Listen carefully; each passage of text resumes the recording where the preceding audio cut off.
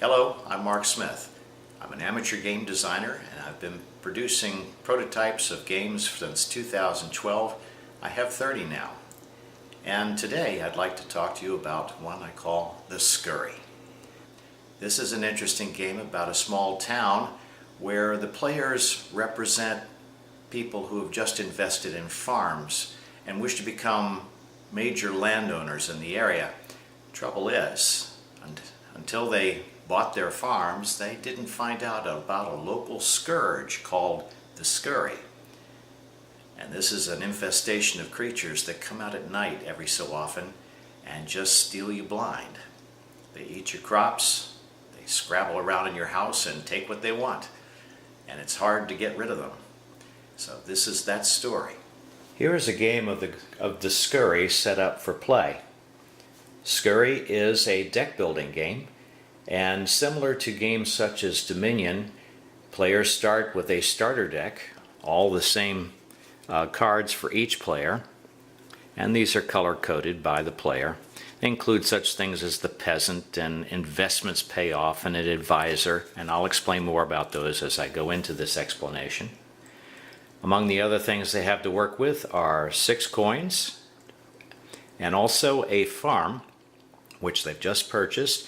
Now on the farm is living 3 people who can be purchased in the course of the game, but which are unknown in terms of their capabilities at the beginning.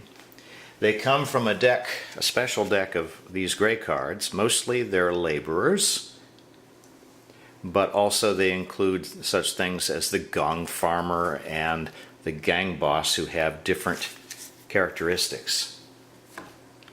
Similar to Dominion and games of its type, what you're playing for ultimately are victory points that are gleaned by cards. They're represented back here in this row of green cards. These are additional investments in buildings in the neighborhood, and they're only available at the real estate agent.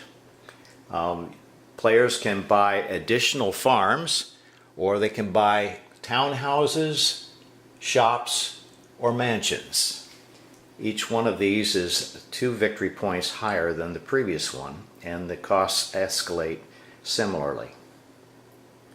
Now, what distinguishes this from a game such as Dominion is 2 things. One is that it's played on a map. The map is right here. You're in a village. The meeples that are here represent the players, and they start in the farmland where they have their farm. During the course of the game, when they have movement available, they may move to the center of town where there is a hiring hall and a general store, and from there they may travel over to the merchant or to the real estate agent. Now, each of the places on here except the merchant allow you to buy cards. The merchant is a place where you can get favorable exchange rates between crops and money. The hiring hall allows you to choose from open cards from this deck, which are personality driven and have a lot of capabilities. And the general store, which is co-located in the center of town, allows people to buy beasts of burden and also implements such as the scurry trap that you see here. So anytime a player journeys to the center, they may visit both the general store and the hiring hall, purchasing a card at each. If they move over to the real estate agent, then the green cards become available to them. If they're in their farmland, that is the only place they can buy these laborers who are part of the land. So you start off with the 10 cards and shuffle them up, as is typical.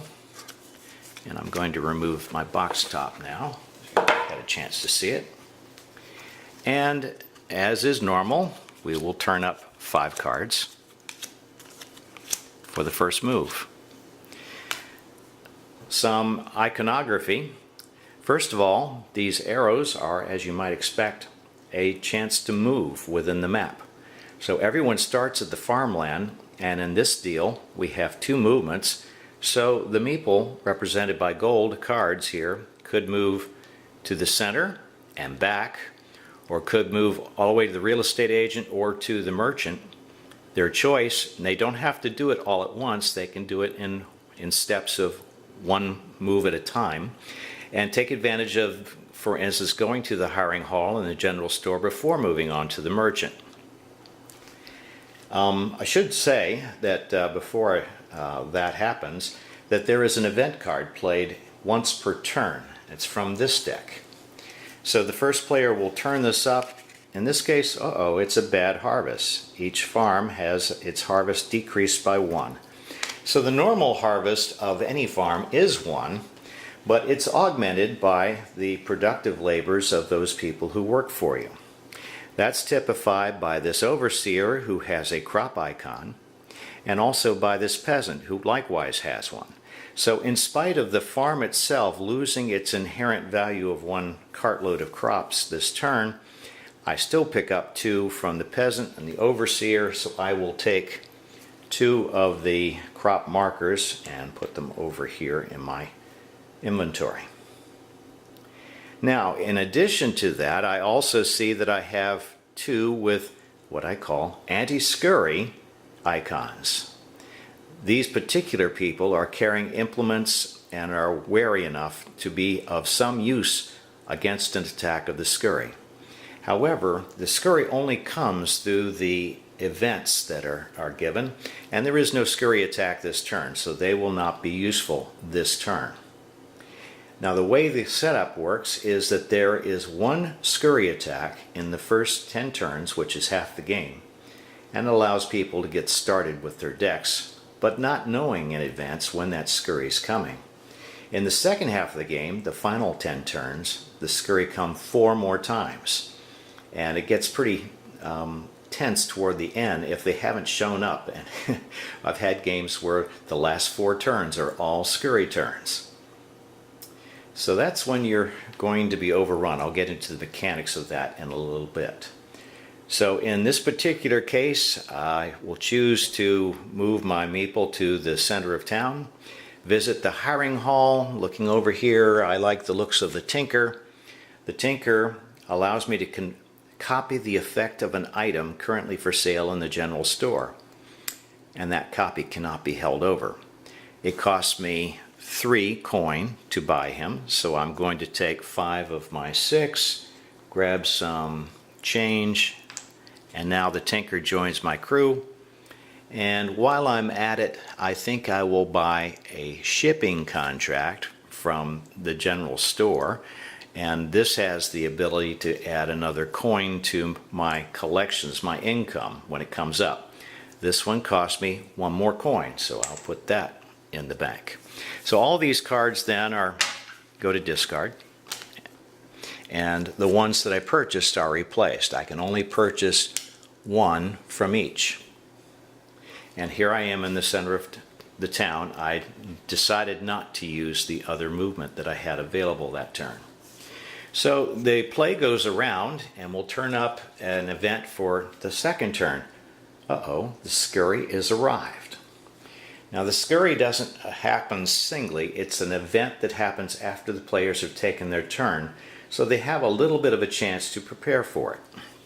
First of all, we're going to lay out our cards for this turn, 5 of them.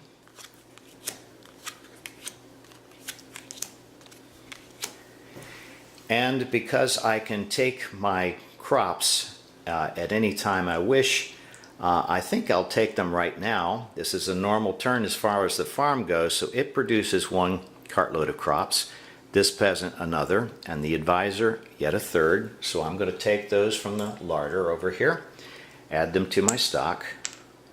I now have 5. Now, looking again at my cards that I've played this turn, I see 3 coin icons, so I will collect 3 coins. I have income, and it joins what I had left over from last time. I have 1 movement available, which is very fortunate. I'll tell you why in a second. First off, I want to convert some of my crops into more money. I can convert crops at any time at the rate of 2 crops equal 1 coin. I'm going to turn 2 in, take 1 coin from the bank. Now, had I traveled to the merchant over here, I could get an exchange rate of 3 crops equals 2 coins, which is a much better deal. Why didn't I exchange all my crops? Well, because I need some crops in case the scurry decide to hit my fields. We'll go into that in just a second.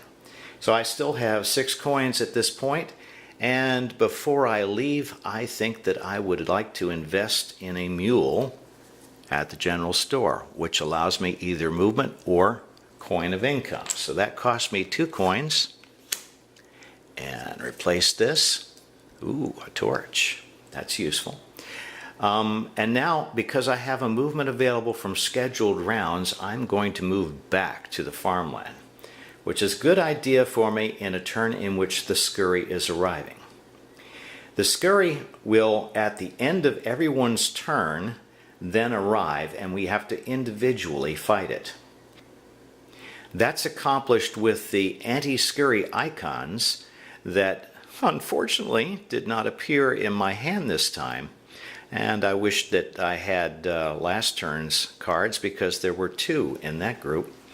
But I have 0 this time, so it's almost imperative that I get back to the farmland. As the proprietor, I have a vested interest in protecting my land, and I'm going to be out there with whatever I have to defend my place against the scurry. So my presence in my farm gives me 1 anti-scurry for this turn. This is the scurry attack matrix, and this row is for 0 anti-scurry power. Here I am with 1, so I will be rolling against this table. And if I had 2, I'd be here, 3 here, 4 or more, I'd be here. And because each of these icons on this side represents a loss to the scurry, you can see that no matter how much you bring to bear against the scurry, there's always a chance you're going to lose something. So now I'll take a roll. I'm rolling on scurry fighting 1, and I rolled a 4. 1, 2, 3, 4. It shows 1 crop, 1 card. That's why I saved some crops, because the scurry is going to take 1 away from me.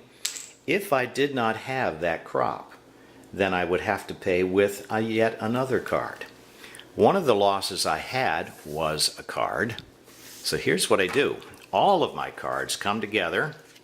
I'm going to mix them up, and then I'll fan them and offer them to another player to choose one to throw away.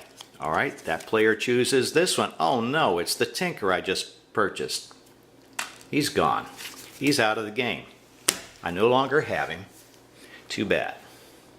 But now I'm starting with a fresh deck with no discards in the next turn, and I've survived the first attack of the scurry. Each of the players will have to roll their own anti-scurry on this table. I'll look at this table a little closer later on in this video. So you get the general sense of what we're doing here. We are moving between places which give us different opportunities for buying cards. With these 2 sets of cards being purchased here in the center of town, in the farmland I can purchase my laborers from here. In fact, let us purchase 2 at this moment. These cards cost 1 each, no matter what they are, and you don't know what you're buying until you turn them over. So I'm going to spend the $2, 2 coins, and take the top 2. The third one resides under here. Now if I purchased another farm, there would be 3 more available. I found a tool sharpener, which gives me an extra carload of crop if a peasant or laborer is present in my hand, or if another scurry fighter is present, he gives me anti-scurry, and a laborer who is good for bringing in crops. So these 2 cards, having been purchased, join my hand, and they're mixed in and become part of what I deal with next. So in the course of the game, starting with 10 cards, I might end up with something like 20 to 25. Game runs, as I said before, 20 turns, and the scurry will visit 5 times during that period. Now the cards generally are helpful to you in gaining your resources or moving or fighting the scurry, but they're also some attack cards. I'm going to go through the hiring hall in particular because of the opportunity here to reskin this game as perhaps a settlement in Japan, and maybe use anime as the art in the hiring hall. At the end of 20 turns, players will tot up all of the green cards that they have, and they start with this one, of course, so they'll have at least one victory point. But I forgot to say earlier that farms are always located in the farmland, never in your hand, but the other cards which are in town are purchased and then join your deck, so they become vulnerable to losses of cards through the scurry. Because if you have a scurry infestation in your shop, it's going to be valued less. In fact, you may actually lose title to it. Here's a closer look at the scurry matrix. As you can see here, the scurry fighting starts at 0 if you have no defense, and because of all the icons in that row, you can tell that this is not recommended. Scurry fighting levels of 1, 2, 3, and 4 plus. Rolls would be 0 to 1. You could have a 0 if you have a scurry crow, for instance, that allows you to subtract 1 from the die roll. 2, 3, 4, 5, and 6 plus. You could have higher than a 6 if you have a scurry attractant played on you. So cross-referencing the amount of scurry defense with the die roll, you find out that you lose. Let's suppose we're in this particular one here. The icons that are in there show what you lose. Here is a crop, here is a coin, and here is one of your cards. So you lose all 3, but if you're missing a crop or a coin, each thing you're missing is another card.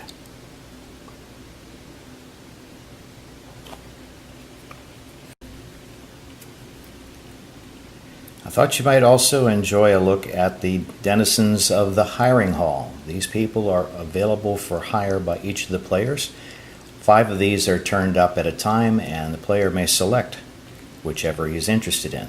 The cost is in the upper right hand corner, and this shows, for instance, that this one costs 3 coins to hire. The icons show, for the most part, what the card is good for. The tiller will increase crop yield by 1 cartload. And also, she uses that hoe pretty wickedly, and she's useful against the scurry. Here's a watchman. This fellow has anti-scurry potential. He's carrying a spear after all, but he also has the very useful thing of canceling scurry attractant. He'll find it and he'll get rid of it. And he will search the deck for a scurry fighter. Now the deck, of course, is your unused draw pile, as opposed to your discards. Later on we'll see somebody who can handle the discards. Here's your vintner. He also increases your crops. I bet he goes grapes.